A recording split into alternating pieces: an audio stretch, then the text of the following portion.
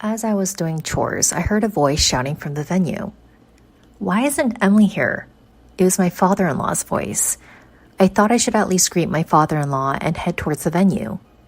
Then I heard my husband and mother-in-law saying things like this to my father-in-law, giggling. If you're talking about that dirty woman, we're making her work in the back. Don't mess with me. What do you think a wife is for? My name is Emily. I'm a 23-year-old office worker. Currently, I'm dating a guy named Steve. Our encounter was a bit unusual. I was living by myself, and he was living in the apartment next door. One day, on my day off, I heard a sudden loud noise from next door. Did he just hit the wall? I wasn't being loud or anything. Although the TV was on, the volume was quite low. I was feeling uncomfortable, but gradually began to think someone had fallen. Worried, I pressed the doorbell of his room, but there was no response. I pressed the doorbell once more and listened carefully to a faint voice. Who is it? Are you all right? I called out, and after a while the door opened. The moment the door opened, a man was swaying, looking like he was about to fall. Are you okay? The man leaned against the door, looking dazed, and then he said, I'm starving. What? I haven't eaten anything in days. What? I hurried back to my place and looked for something to eat. I took the sandwich and some tea I had saved from yesterday and went back to his room. Here, have this if you like. Are you sure? I'd be more troubled if you starved to death. Thank you so much. Saying that, he bit into the bread and ate it up with incredible speed. He then gulped down the tea and let out a satisfied sigh. Thank you for the meal. I really thought I was gonna die. I'll definitely pay you back for the sandwich and tea later. No need. It's not a big deal. More importantly, why haven't you eaten anything for so long? Actually, after paying tuition and rent, I ran out of money all at once. So you're a student. I'm a senior in college. You don't work part-time or anything? Actually, the pub where I work suddenly went out of business. What? That's terrible. So I didn't get paid and my life became difficult all of a sudden. Didn't you talk to your parents? I didn't want to worry them. I see, but I think you should tell them. It's dangerous if you collapse from hunger like now. You're right, I'll be careful. Right after that, his stomach growled. Oh, I couldn't help but laugh. You must be really hungry. Well, it can't be helped since you haven't eaten for days. I decided to let him eat my homemade cooking.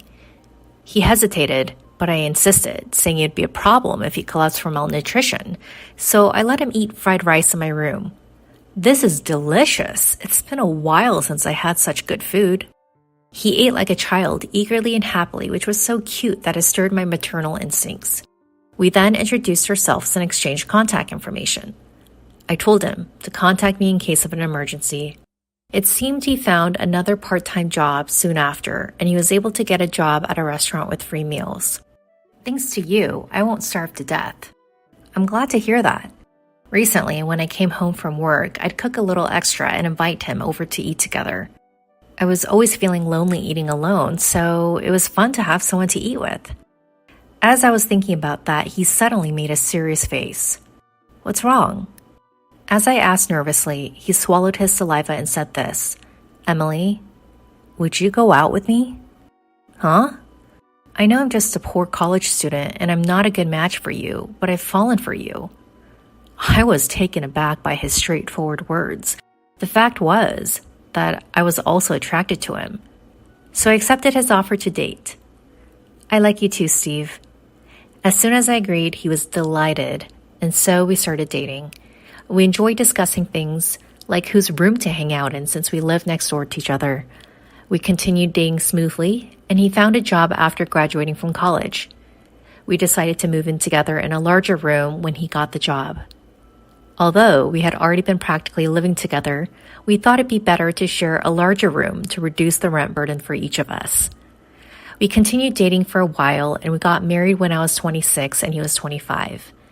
Although we continued living in the same room we have been sharing, our lifestyle didn't change much after marriage. However, one thing changed immediately. That's about Steve's mother, who became my mother-in-law. Until now, we hadn't been involved with her at all, but after getting married, we had to interact with her more often. Even though she had never visited our home while we were living together, she started coming over quite frequently after we got married. Emily, do you even clean the room properly? Huh? Look at all this dust. I can't reach that high and I don't have time to clean there after work. What? You're talking back to your mother-in-law? You're a cheeky wife. I just said I couldn't do what I couldn't do. You're just full of excuses. I can't believe Steve married someone like you. My mother-in-law took every opportunity to berate me.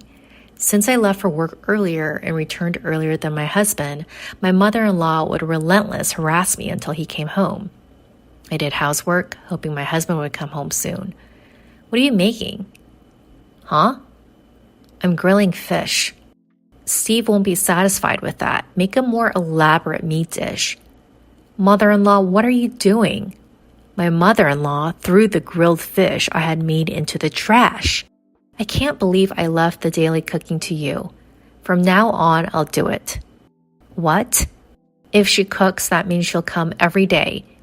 I don't want that at all. There's no need, mother-in-law. I'll cook properly. No, I don't trust you. I'll come and cook every day. Just then, my husband Steve came home. She immediately consulted with Steve about it. Oh, you're going to help with housework, Mom? That's great. Please do. Huh? Steve decided without even listening to my opinion. I'm looking forward to cooking with you, Emily, she said, laughing triumphantly. From then on, it was hell. She got the key from Steve and started getting into the house, waiting for me to come home from work. You're late. Don't just leave everything to me because I'm cooking. Start cleaning now. She forced me to do housework even when I was exhausted from work. She insisted on it even though it wasn't that dirty. She constantly watched me, and if I took a rest, she would scold me relentlessly. So I had no choice but to clean and become even more tired. She really did come every day to cook, and she even ate dinner with us. She badmouthed me in front of Steve, saying I was useless. Don't make trouble for Mom. He blamed me instead of reprimanding his mother. My mother-in-law could come to our house every day because her husband was working abroad. She lived by herself, so she could come to our place frequently. She started pressuring me about having a grandchild. There's nothing better than having a child. Hurry up and have one or two. Even if you say that, it's not something we can just make happen. We have to wait for it. Really? Young people these days always have excuses. I had Steve right after I got married. Huh? It's because you're working, that's why. What? I was a housewife, so I could have children right away. What kind of logic is that? If you properly support your husband's life, you'll have more time for making children. You're too tired from work to do it. What a thing to say. That's so cruel. I don't think that has anything to do with it. Shut up. If you don't get pregnant soon, we'll find another wife. Eh? Another wife? Of course, there's no value in a woman who can't have children. I think it's questionable to say such discriminatory words these days.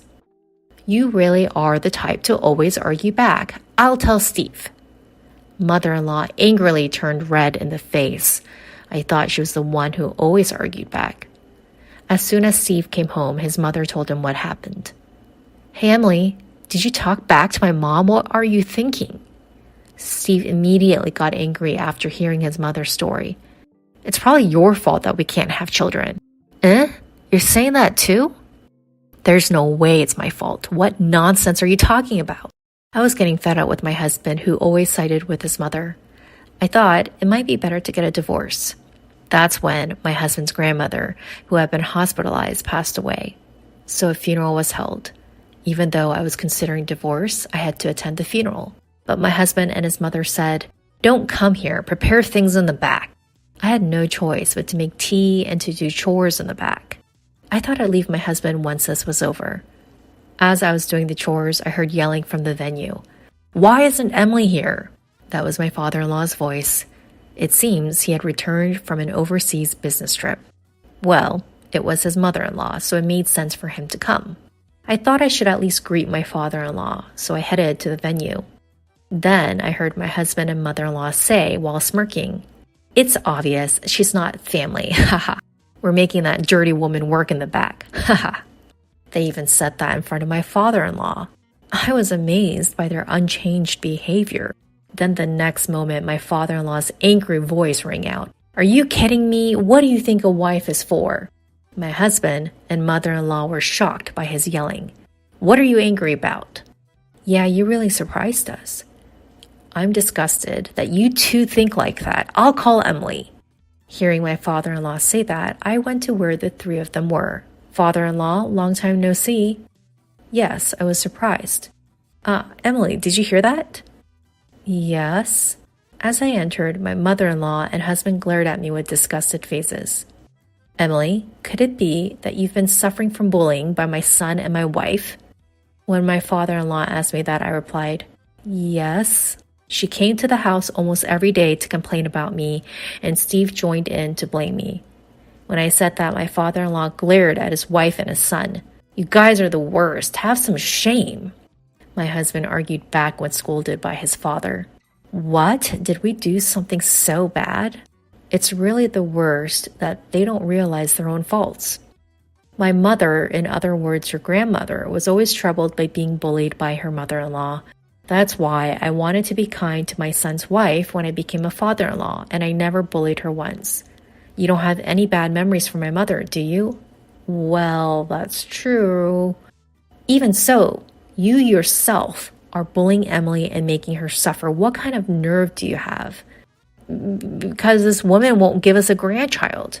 Having a child is a blessing. Just because you happen to give birth early doesn't mean you should force that on your daughter-in-law. You guys are really hopeless. My father-in-law said this and asked me this. Emily, what do you think? Do you want to continue your marriage with my son? Hey, Dad, what are you saying? My husband was flustered, but I ignored him and looked at my father-in-law and said this. I want to divorce him. Hey, Emily, are you serious? Your mother told me that if I can't have a child, I have to find another wife. Wait a minute, Emily, what are you saying?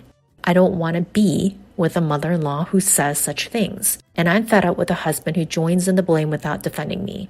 So I'll divorce my husband no matter what.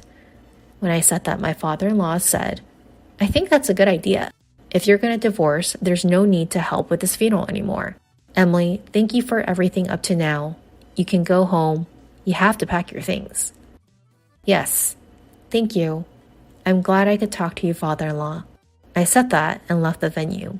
My husband and mother-in-law had pale faces, and since our conversation was overheard by all the relatives, news of my mother-in-law and husband's bullying spread quickly, and they were looked upon coldly by everyone. After that, with my father-in-law's help, I officially divorced my husband. And it seems my father-in-law was so appalled by this incident that he divorced my mother-in-law as well. My mother-in-law was abandoned by my father-in-law and had nowhere to turn, so she ran to my ex-husband's place. But up until now, I had been paying for most of the living expenses.